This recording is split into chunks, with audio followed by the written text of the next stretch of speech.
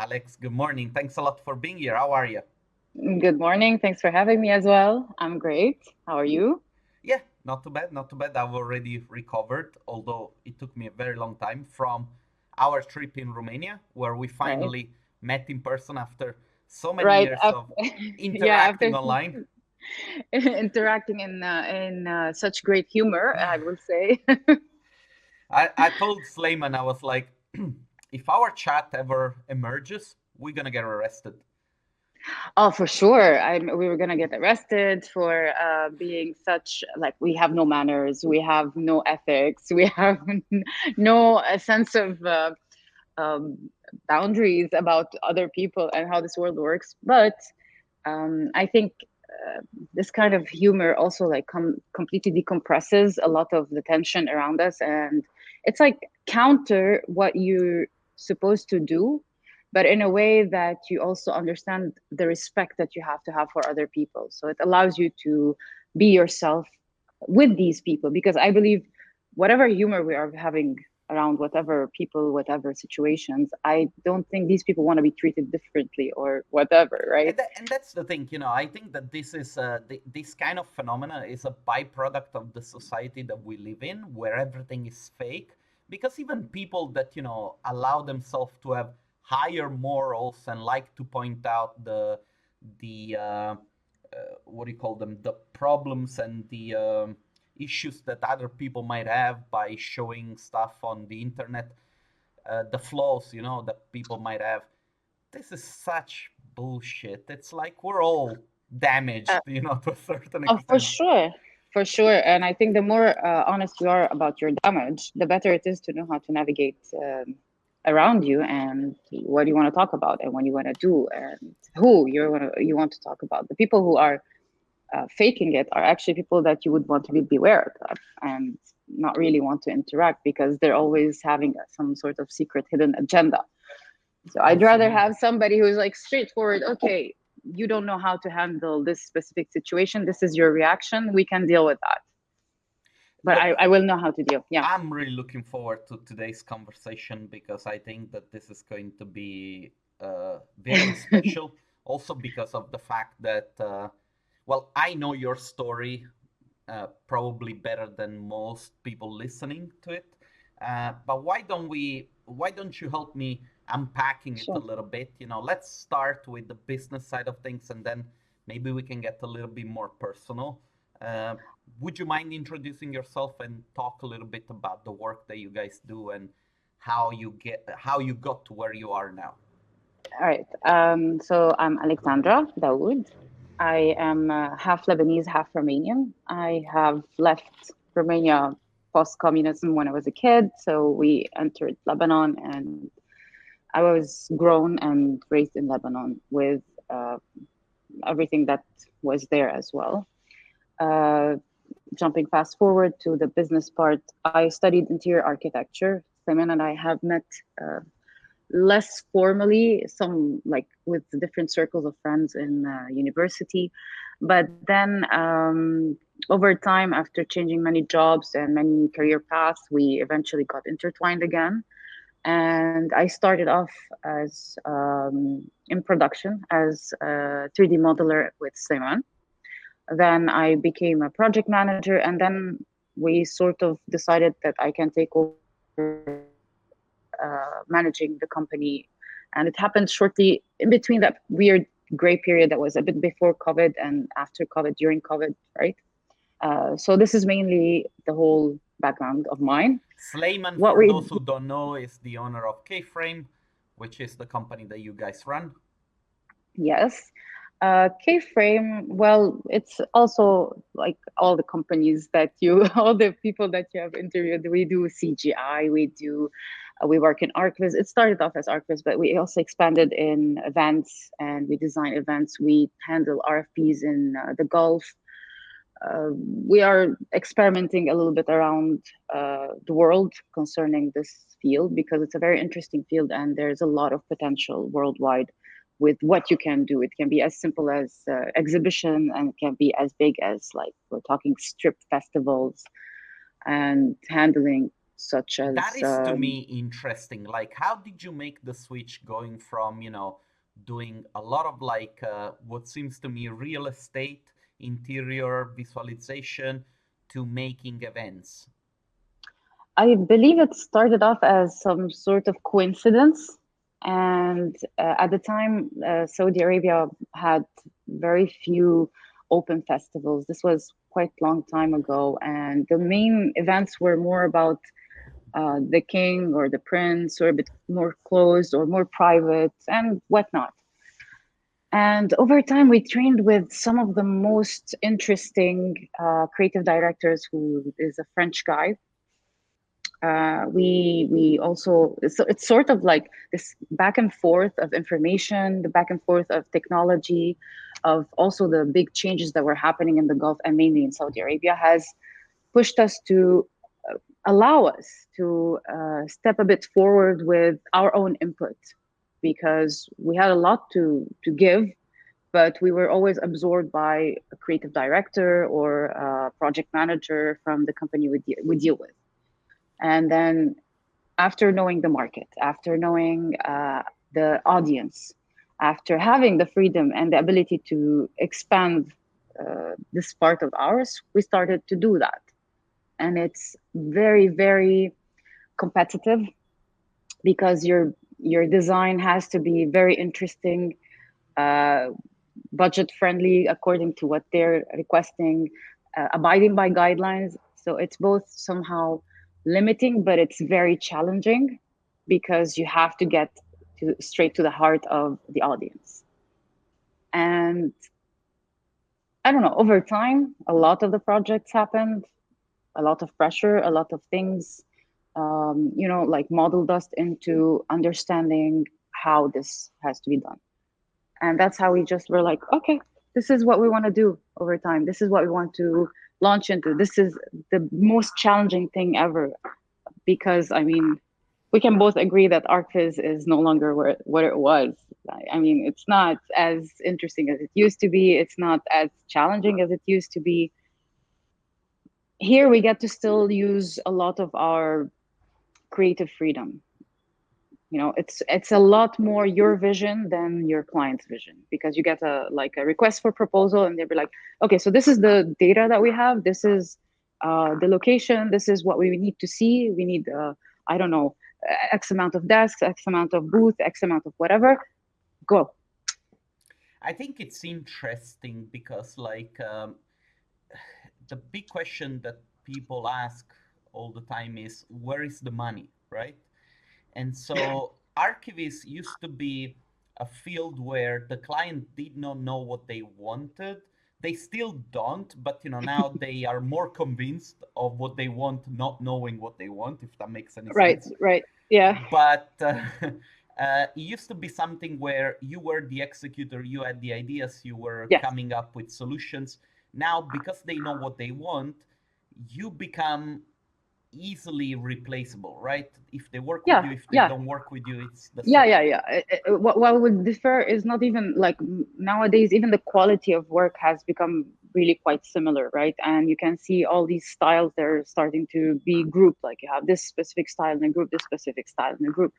So it's no longer giving you the freedom to guide your client, like, okay, so this is your project. I want to, I don't know, supply something a bit more cinematic, a bit more sharp, a bit, it's no longer that way. They don't really care anymore. I think they care more about, okay, I want to get the project done. I want it beautiful. I want to post it in my portfolio. I mean, I'm talking about, we've had a very wide array of clients, from very small clients who are usually I'm not gonna say how much painful they can be to you, but and you have like very large clients who quite as well might be just as obnoxious as the small clients. But at the end of the day, they like, time is money, and they want to get their shit done. And I don't think they're much interested anymore in your artistry or your spirit or your. It's just get it done. Maybe sometimes your reputation matters. How do the design and 3D skills translate into the world of creating events? Well, what is interesting is that um, usually, I'll give you an example. Working with an architect, you get like your 2D files, right? Your facades, your elevations, your plans. Due to the speed of motion in the event field, due to the high competition, everything has to be done really quickly. You develop a certain skill of starting to understand your space and your design immediately in 3D. We don't do 2D and then translate into 3D. We don't have the luxury of time to start from a flat surface, I mean, maybe a bunch of very quick sketches, but even our sketches have become 3D sketches because we need to jump right through into the vision of the event. So the modelers have become our new um, Planners. designers. Yeah. Yeah, the new designers. The planners are actually creative directors or art directors, or it can be anybody in the team. Has anybody who has an idea is valid, and it's valuable to implement or at least to experiment with. But literally, the modelers have become the designers themselves. So it's like space geometry, right? And envisioning and seeing so many things. Okay, I can create this, I can create this. And having working with teams that are actually in Saudi Arabia, who are actually very talented at producing what we do, they don't stop us. Like they want curved screens, they want curved I don't know, ceilings. They're like, okay, go for it. And we also managed to go even further after understanding the market that exists in Saudi Arabia. What is feasible? What isn't feasible? How expensive it will be? How cheap it will be? We propose the solution. So now we have gotten even further as we consult for them in their execution, which is another skill that we have acquired over time. And that is something that you cannot go neither study, neither learn simply, neither it takes a lot of time. And this is something that I pride myself to be a very unique skill set in K-frame. Really unique skill set. Like if you come in, we can train you at that level, and you can just go ahead and have your own small event planning, whatever. We'll never let you go, but that's beside the point. No, I like what you just said because I think that 3D used to be a field where uh, if you did not know much, you could still get started and figure out some things along the way.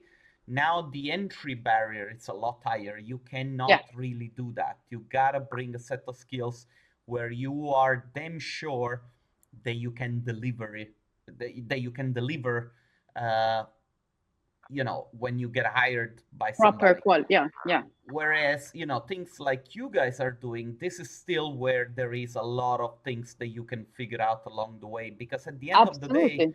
it's about wanting to do it, right? And Yeah, wanting to yeah. figure it out. Yeah, because we could be hiring somebody who has zero experience in 3D but has a lot of ideas, a lot of creative input, and all they need to do at the end of the day is just learn the technicality. I'm not saying it's something that you learn just overnight. Yes, we still need to deliver high-end renders or a good quality of modeling or whatever.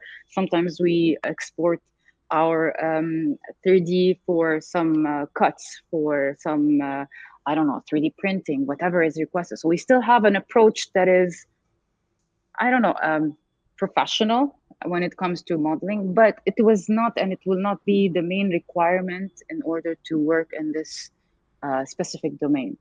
You know, your main requirement is have an interesting personality, have great creativity. We need to be fresh, we need to be ahead, be smart, be quick, and that's it. That's mainly it. So this is why I think this kind of gives you a better approach to the workforce around you. As simple as Alex, that. Alex, Yes. a little bit of history about your journey. I know that you guys were based in Lebanon before. Yes. Then you made the move to Cluj, Romania.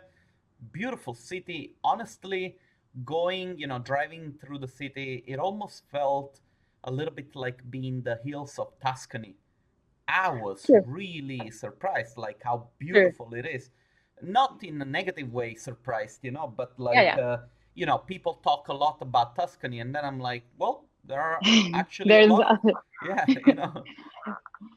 yeah, What made you guys make that move? And tell me a little bit more about the context also of those right. decisions. Right. So we around 2019, we had this big economic splash that was happening in Lebanon, and we sort of had instinctive feelings that it's going to go even worse. And we were stuck with our finances. We couldn't move money because of the bank issues and whatnot. So it was already hard to either get paid or um, do anything financially or even grow the company. It was just going to go worse and worse and worse. So we had this idea that let's move to Europe. Let's move at least some of our assets to Europe. And then we were like, why are we just doing at assets? Why are we stopping at assets? Let's open a branch. Um, it started off like that. We were like, okay, we won't do Bucharest because we don't want to do capitals anymore. Let's like sort of retract, go grow where we are, but have a bit better peace of mind. We're already in a very big loud capital that is Beirut. So let's do something else. We thought first of Timisoara, where I'm from, but at the time, Timisoara wasn't having a very big, interesting growth. Cluj was. It was attracting IT people. It was attracting big companies, multinationals. I mean, even influencers, you know. And sometimes you'll be like, okay, maybe I should go where the influencers are because there's a lot of attention on that space. But it was like that without having to be very tacky or very not in a bad way. So we picked Cluj, and then our journey sort of like got shut down a bit, a lot, not a bit. We took a big hit during COVID, obviously. We weren't at all financially prepared for anything because I think I told you this before. Maybe I'm not sure. COVID was not our biggest issue in Lebanon, but it did not help. Our biggest issue was the economical crisis, which is still ongoing. So put that all in one bouquet and trying to transition. It took us about 2 years to be able to start the first step to the office here. And eventually, we learned as we go. I mean, it's not as simple as you can imagine it, but it's not as hard as you think it would be. Uh, we reestablished a branch properly here. We started taking the team slowly, bit by bit, as fast as we could, because of course you also need to deal with immigration. You also need to deal with a lot of paperwork that you think would be like, okay, it's Europe. It must be going faster than the Middle East, but it's not. And well, here we are. I mean, we still have just a bit from the team that has to come, also delayed due to bureaucracy, but it's been, I believe, quite a year that I think it's prospering finally. Hmm. And we don't have to like worry anymore about the move, the people, the paper, the whatever, because your biggest part of the team is already established in Cluj. Was it difficult to convince people from Lebanon to relocate to Romania? No, no, because I mean, some people still don't like to, wouldn't want to, because I don't know, maybe they're a bit too close to their families or want to stay around their families, which I completely understand. But everybody was far more excited to just come and leave Lebanon, either to follow because they're very passionate about what we're doing, or because like other factors were playing a role. The fact that one, it's a big step towards Europe. We had no idea at the time that this is going to be Schengen. So it was also like a very pleasant surprise to everybody. Oh my God, we're finally going to be able to travel the world, which is such a heartbreaking sentence for me to hear that some people have not traveled the world yet. And the remaining factors were the fact that there is no. It hurts me to say this, but Beirut is a dream killer. So It's such a sad thing, but you know, I totally understand it. I mean, I'm from the south of Italy, yeah, you know, Napoli. The north of Italy is prospering. There is a lot of issues, obviously, because of politics and policies, and things move very slow, but it's prospering in comparison to the south. And it used to hurt because you're far from the family, you're far from your friends, but then also you realize that you only get one shot at life, and Absolutely. you need to make some decisions. And some people think that there is no morality in going away, that you should fight and blah blah blah. Sometimes it does feel to me a little bit like an excuse not to To embrace get the out of your change. comfort Yeah. zone. Yeah, Do you yeah. understand? There's a lot more to explore than just sitting on your.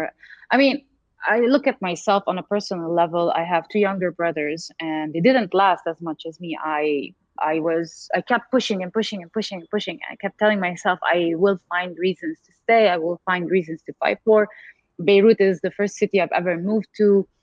It's where I started my university, my major, like big independent life. I had no parents over me anymore, so I have a very personal relationship with Beirut. I have a very it was a big love for me, so I had to fight for it. But all along, eventually, I stopped, and I'm like, I'm very drained. I would love to fight for something that would give me just a speck of hope every now and Yeah. then. But over time, it even stopped giving me that speck of hope. It was just denial. I was, I told you we party because we don't know if we live to see another day. But that's denial. Yeah, it's That's as such a simple as sad thing to denial. say, right? Yeah. Also, like if you think about it, it's like, I mean, I feel the same way, like Napoli, it's not an extreme as Beirut, but like it is a place where there is a lot of criminality, and I Yeah. have lost friends from childhood because they got themselves involved in things that they shouldn't have gotten involved in. Um, it is a sad thing to accept as normal, when you're from a place like this. Yes, it is. I mean, when you come to a more peaceful place and a less, let's say, less traumatic, because I'm sure every other country also has its own traumas and wounds and issues, but let's say less traumatic in comparison, you realize that you are desensitized. So nothing shocks us. I mean, if I hear shelling next to me, I'm totally okay. If I hear shooting next to me, it shouldn't be okay. I'm like, okay, it's totally normal. Nothing will happen. I mean, if you just sit and don't move and you're far away from the shelling, you won't die. But this is not the norm. I mean, I would sometimes find bullets on my balcony floor in Beirut because God knows what shooting was happening in some neighborhood, and we would carry on with our lives normally. So this desensitization also affects your journey in general. It's funny because like I remember the same thing. I used to live in Yafo, Yeah. and in the morning I would go for a walk with my dog, and there'll be shells of guns on the floor, and I'll be picking them up and be like, oh, God knows who Oh they well. killed. And it's like, it's crazy. Like, it really is crazy. Or, like, seeing missiles flying over your house, and it's like, yeah, another attack. Exactly. That's precisely what happens on so many other levels as well in Lebanon. And it's a shame, really. If I ever get the chance to return, I would definitely return and help build again anything that I can build, anything that was taken away from me that I would love to have built or participated at, because my heart is still there. It's a very toxic relationship that we have. Love It's and like hate. it's that ex that you just like you find you're gonna like break up Kids my and you're age used to use love and hate, not toxic. well, it is love and hate is very romantic to say love and hate, but it's quite toxic. It's it's abusive at this point to have this It many is feelings very much. towards, because if I ever visit, like I visited in February, I feel like I can stay, like it messes with my mind. It manipulates me and goes like, but if you do this and this and this, Yeah. okay, and you put all these solutions in place, you can live and you can survive. But I shouldn't be putting all these solutions and scenarios. I should just be ABC, right? Um, but no regrets, no regrets in pushing my stay this long. It taught me a lot. It turns you into this extremely brilliant, solution-oriented person to live in Lebanon. All the Lebanese have. They can't just like fall down and find another solution of how to handle a situation. Again, not that it's a because of a great skill set acquired, but you know, Necessity. yeah, necessity. You do what you got to do in order to move on. Alex, one thing that I wanted to ask you, I was chatting with Slayman when we were driving around, and he was like, "You have to talk to Alex. She's the one that saved the company, tripled our income." And I was like, "All right, all right, all right. Where do we start? Like, saving the company, what does that mean?" I think he's talking about from the point of view where we got stuck a lot in finances during COVID, and we had to move a lot of things around. And I was ideally overseeing a lot of the finances, which wasn't at the beginning in my hands. You know, I took over because we had to be very precautious about certain things, especially coming here. Like right now, there's nobody in the company. I'm not very proud of it, but there's nobody in the company who has any idea of how the financing works in this company except myself. And there's like always like Lego moving. No, we do this, we do this, we do this. I have um, I have a brain that's all over the place that only I can understand with a lot of chaos in my head, right? And in parallel, I was forming a system with the team. I was trying to have Slayman had a more lax vision of how to handle a team. You know, like we're a bunch of guys or girls and guys, you know, and we're just gonna all hang out and do some work. And I'm a bit more systematic than that. So, okay, we'll be a bunch of guys and girls who do a lot of work. We won't be micromanaging each other or anything, but we need to understand how this goes. A lot of things have had been also sort of reassessed. For example, um, I don't see the point. I think I discussed this with Dagmara. I don't see the point of having every single designer to talk with a client, for example. We will appoint one person, and that person um, will also be trained in order to understand the psychology of the client and so on. And it's just having this tiny little smooth hierarchy sort of put everybody into a place where now everybody's learning from everybody. But if we lose one person from the company can still go on, because you know how it is in smaller studios. It's not a big corporation at the end of the day, but in the smaller studios, if you lose one person, the studio has a tendency to take some time to recover if they didn't find another person, especially if it's a senior or if it's an essential um, worker like a big project manager or whatever. We put things into a certain motion that if we lose somebody, the company can carry on. If they lose me, I will find a way to let them carry on. I will haunt them. But it was Voodoo mainly doll. that. Yeah, it was mainly that. So it helped us also like incorporate more clients, and we were uh, like we started respecting. I know that deadlines are both sacred and also like a pet peeve for everybody in this domain, because they're I know how the creative process works. I know the issues that can happen on technical level, how on rendering, on images, on I don't know, anything can delay. And you find yourself under a lot of pressure. We managed over time, it took us a lot of time. We managed over time to have like this huge, deep respect for deadlines. We befriended the deadlines. So it allows us to incorporate more projects, incorporate them correctly, understanding the process, understanding the team, learning the team. So this was more or less what happened. What the company was during COVID, we really stopped making any money. All the companies we worked with, which is understandable, they said we can't work with you. I mean, there's no work to do. So we withheld capital. We found a way to distribute some salaries all over time to maintain and still make Romania happen. And here we are. It, it, We didn't start from scratch. We started somewhere, but it wasn't from scratch anymore. it's funny because like when I hear you talking, I see so many similarities, with you mentioned Dagmara, and I was like, you guys are going to get along. I agree. I agree. I was I like, agree. I'm a little bit afraid because she's my stealer from me. She's gonna move to Romania. No, I don't feel anybody. I mean, unless I find potential. But no, no, it's she's yeah, yeah. She's a very goal-oriented person. She can see straight through things, and I noticed also like there's this is the character difference between Sleiman and me, which was one of the reasons why I was put on the forefront with certain clients, if not a lot of them, most of them.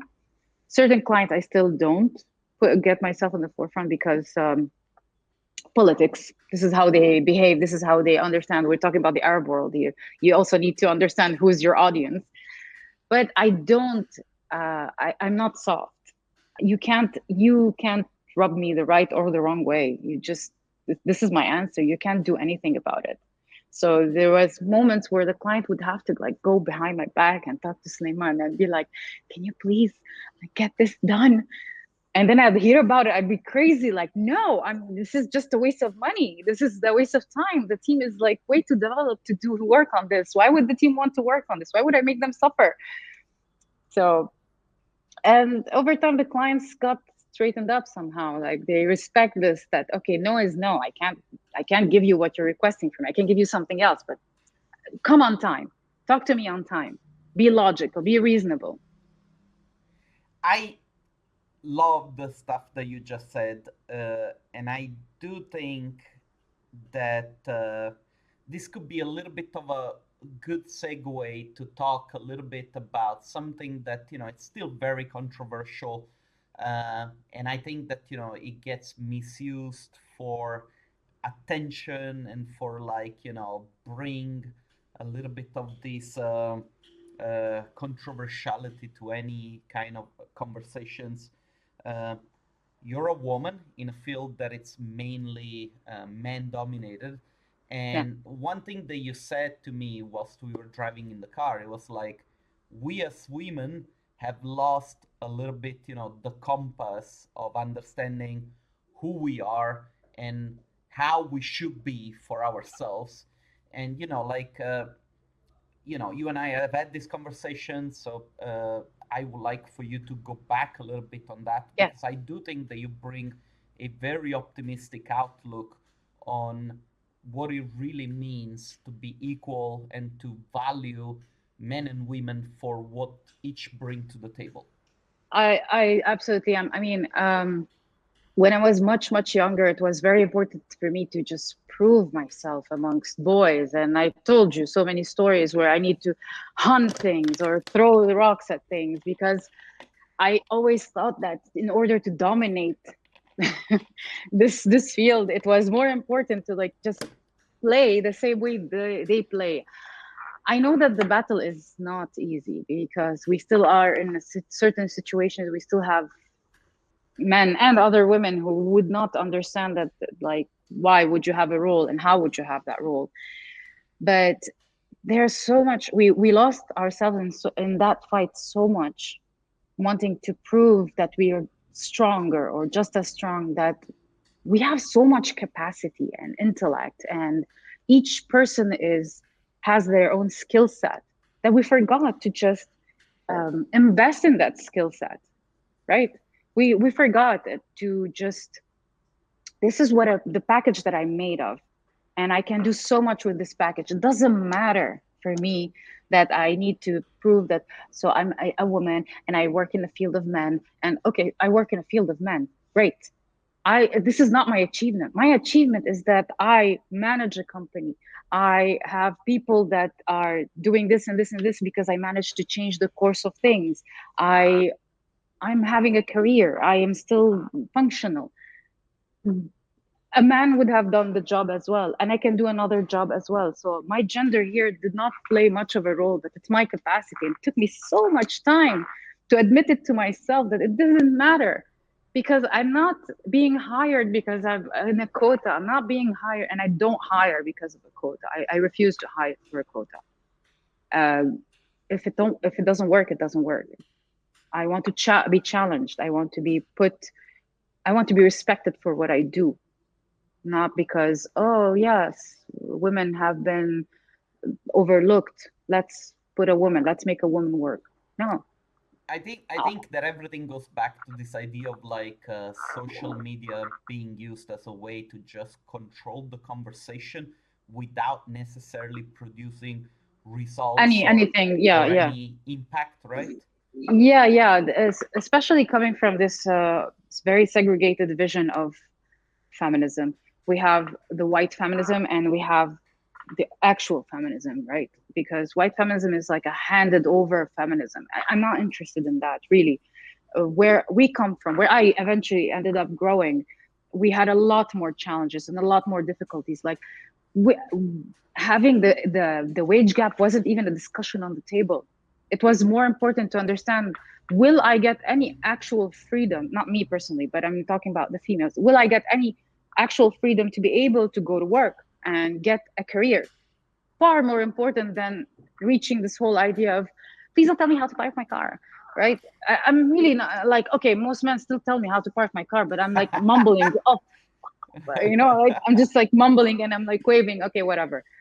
Some things are not worth looking into. We need to pick the battle of what we want to do. And yes, social media has controlled the conversation, had turned the conversation into a way that we can't even, I don't know. It's not interesting for me how it's going. And I don't want to raise my child that way into looking, okay, this is how you should look into this fight or this battle. I want skill set. I want capacity. I want genuine. I want personality. I want this is what I want.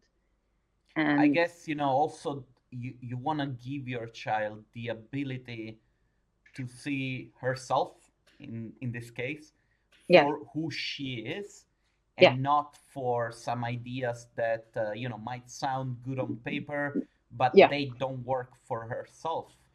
yeah. And I think that right now the funny sort of thing that it's happening in our society is that because of this inability to understand what's going on in our lives, and we rely on information that we get on Instagram, TikTok, of how we should think and how the things should be, that now we're going through a time in history where actually men are putting themselves into the position of the weak gender. And I'm not saying that because, oh, poor us men, but it's like uh, it's happening this paradox where, like, okay, you're a man, you're a bad person, it's like we're defaulting Right, on these ideas that just because we need to be politically correct and we cannot say what we think because sometimes it might not be in line or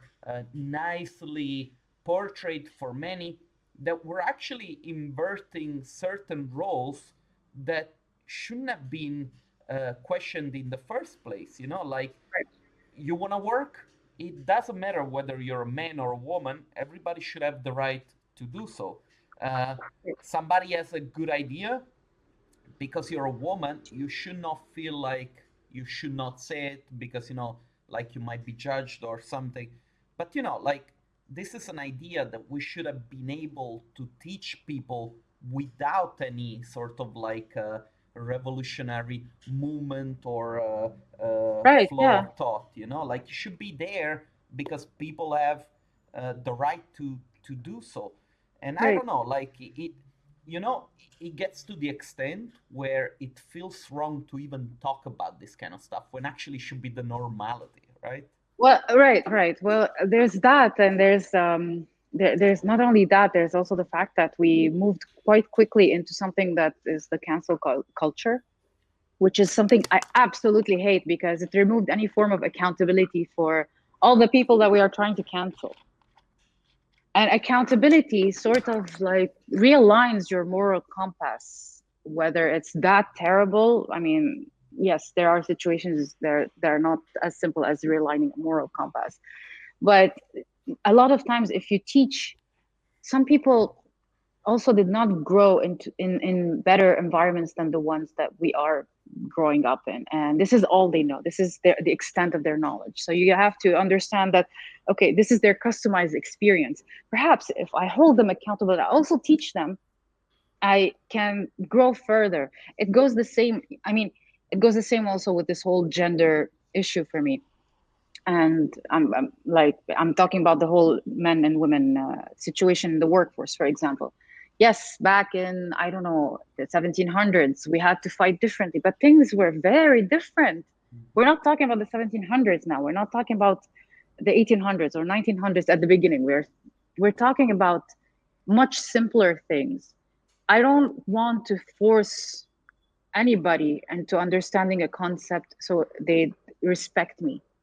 I want to work. But the moment I will face an issue or I get bumped into an issue, I want accountability. That's all I want. Yeah. And if we actually chose to have accountability instead of just fighting a lot of these endless fights and endless battles, I don't think most of them are done the right way. I don't see that. I honestly don't see No, that. I know, simply because the outcome is not a solution, but just a flow of content from a place to another. Because again, that's where everything orbits around. Yeah. Cancel culture, if you think about it, is just a way for the algorithm to say, hey, look, you subscribe to canceling, say, actor X. Great. We have a plethora of great luminaires of our time, influencers, who tell you why you should be Why canceling should this this? person. Yeah. And so, Yeah. we are going to serve you 6 hours of content a day of people that tell you why you should cancel this person. And Yeah. Yeah. and Yeah. the Yeah. reality is that if you look, for instance, at Netflix, okay, uh, the guy that House of Cards, I don't even remember Yeah. Kevin Spacey, right? Kevin Spacey. He, Yeah. he got canceled for something that I don't even remember anymore, and shoot me for not remember, but it's okay. He got canceled. There was a lot of conversations about why this should happen. A lot of shows of people defending him, people accusing him. The bottom line is that Netflix never took off the show. The rating of the show went up. The viewing of the show went up. So, Netflix used Kevin Spacey as a scapegoat, right? They keep showing the freaking TV series. They keep making money all around the life of a person that got destroyed. Uh, Rightfully so, unrightfully so, I don't know. As far as I know, they found a solution in court. Like the guy got paid. It used to be like that was enough, right? If you went to a judge and there was a case and blah Yeah. blah blah. You'd be held accountable. Yeah. Exactly. And so, no, instead now it's like we have to do this. The big corporations still make money. Instagram, TikTok still make money. And nothing has changed in our society because it's not like, the things that the guy did, they're not done anymore. They keep happening. Do you understand what I mean? Yeah, but the thing is, Fabio, this we live in an era where people prefer to be given the solution, the answer to everything that they want, instead of like thinking about it or having to. Because yes, of course, it is a lot of hard work to watch, learn, educate yourself, filter, Yeah. decide what idea you want to assimilate in your life, how you want to assimilate it, how you want to continue from there, implement whatever, educate further. It's a lot of work. I agree. But that's the mass of the people, they refuse to do that because you see them. I mean, you see them even in our field. How do you do that scene? Yeah. If you give them the full information, they want the full information because they are fully convinced that if you tell them everything from A to Z, they will reproduce the exact Yeah. same picture, even if it's in a different setup. But actually, you have a different setup, you have a different room, you have a different size, you have a different window, you have a different mood. It's the same. This is what, whether cancel culture, whether subscription, whether whatever. I don't remember if it was Huxley or Orwell. I maybe Orwell, if I'm not mistaken. He said that at some point we'll have all the information available out there, but people will not take it. You're just given that one single piece of information. You're told that this is, subconsciously you're realizing that this is how you should talk, this is how you should read, this is how you should whatever. The whole thing about censoring certain news outlets, censoring certain things instead of like letting the information flow so I can decide for myself what I want to do and how I want to do it. This level of control is unforeseen, and it is creating just like these little copies of each other. Hence why stuff like the cancel culture can work. Hence why going to a court is no longer enough.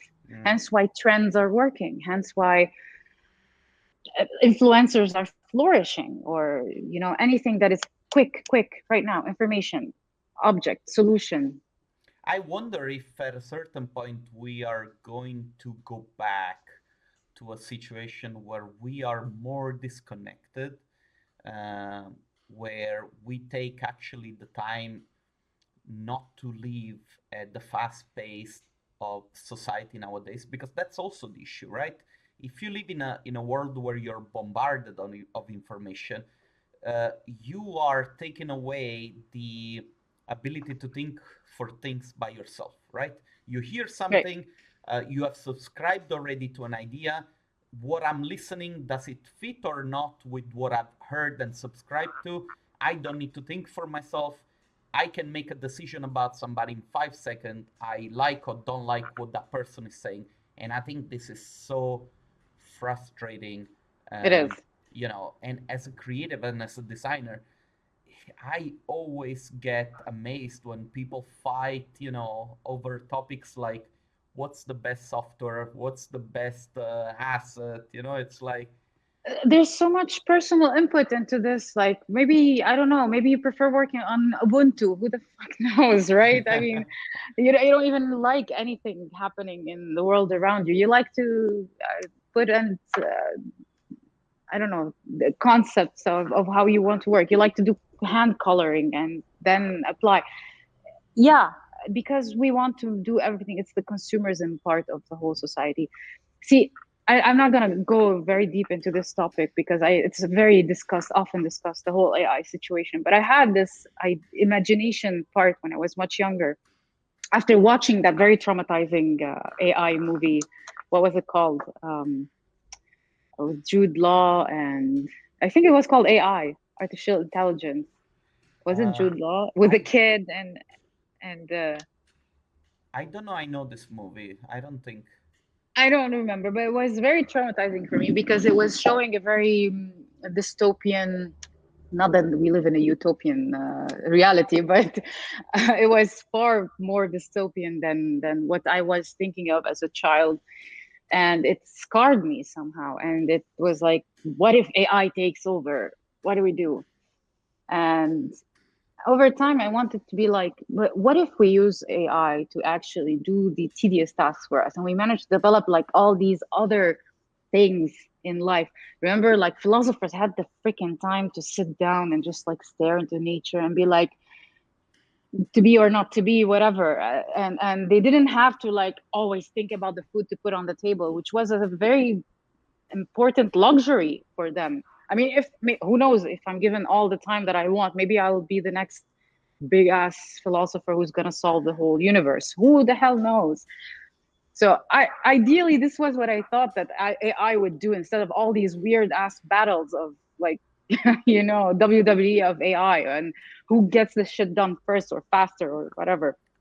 Recently I heard the CEO of Bumble saying that in the future, the users of Bumble, which is this dating app, they are Yeah. going to be able to train their own AI to date the AI of other people, so that the AI is going to trim down the possible selection and find the right match automatically, so that we don't have to spend time doing that. And I'm thinking to myself, well, fuck, it's like, It's very dehumanizing what I'm hearing. I mean, like, what is this? Are we just like participating in these big competitions of who has the bigger muscles and AI? Bravo, we did it. I mean, we're ruining humanity. I don't know, like, how far this is gonna go. Again, I don't know, but I think it's gonna take us a huge amount of time to learn to use the positive aspects and for our own good, because obviously the presence of AI and the growth of AI is going to start eradicating a lot of other jobs. And I wonder if we're gonna go back to like sewing and, like these crochet things and this all this very Why not? manual work. I mean, Yeah, yeah, because it could be taking over all this technology and then giving us some other stuff. Obviously, it's a form of evolution what is happening right now. It's just happening at a very intense speed. I mean, And like if you really think about it, the main reason why we need to have jobs nowadays is because we have managed to create luxury also out of our primary necessities. Like, you gotta yeah, go for brunch, you gotta go for dinner, you gotta go out partying, you know. don't go far. You go at the gym to learn to do stuff that you're supposed to. If you were born in, I don't know, in some prehistorical era, you were doing them for your own survival. You were jumping from tree to tree so that a mammoth doesn't try to squash you or eat you. No, mammoths don't eat man, but okay. So now we're at the gym training those muscles. So this is our level of consumerism. This is how far Just we've because we gotten. want to look like Slayman. Yeah, I don't want to look like him. I don't want to be 10 times my size. But I always have this question to ask, like to all these people that are implementing AI in their work. Why are you doing it? Why? What is your purpose? Why are you doing? Why are you letting yourself be stripped of your own creativity or whatever? Is it because the competition out there is tough? Are you wanting to enter the horse race? Why are you doing it? Did anybody answer that? Like, why are they doing it? Because I personally, I wouldn't want to involve AI for anything other than like, oh my God, look, a robot can do things, and that's it. I'll move forward. But why are people involving this in their job? What is the purpose? Cutting time, making more money? What is the purpose? I'm really interested and intrigued to see the answers for this. Yeah, this will be a conversation of its own. But anyway, let me ask you one last thing, because like then I wanna let you go, because believe it or not, we were supposed to have like only 1 hour conversation. Well, 45 minutes conversation. We're well over 1 hour. Um, I'm sure. I know. We tend to like talk about everything. I would really like for you next year to be part of the panel discussion in Cluj. I think that like you bring a very fresh and unique perspective to everything that it's related to our business, and I'm pretty sure that like people will enjoy listening to you. Did you have a chance to catch any of the event in Cluj? Unfortunately, no, but I'm probably coming to catch the event of Vienna, D2 Vienna. I would love to be part of it. I would love to like, I don't know, at least have this back and forth with people, make some jokes, make people uncomfortable in some Oh, situations if they want to. trust me, it's gonna happen. It's gonna happen. But yeah, we're more than happy, and I hope I'm gonna get to see you in Vienna Oh yeah, yeah. But anytime soon. hopefully we'll see each other sooner. Before Vienna, yes, yes, for sure. Alex, listen, I want to thank you for your time. Don't go anywhere. I'm going to stop the recording. I Thank you hope so much. God has mercy on us that we didn't say anything that triggered some people out there. You never know. It's the internet. Yes, Uh, it's the internet. I want to say thank you to everyone watching from home or listening on. I think we still have a Spotify automated sort of like podcast system. If not, I don't know what I'm talking about. I should look into this. But thanks a lot for talking to me. I'm gonna make sure that people have links to your company, to the work that you guys are doing. Don't go Thank you anywhere. for having me. Yeah, I'm here. It's my pleasure. I'm gonna stop the recording and so that I can say goodbye to you again one more All time. right. Okay. All right. All right.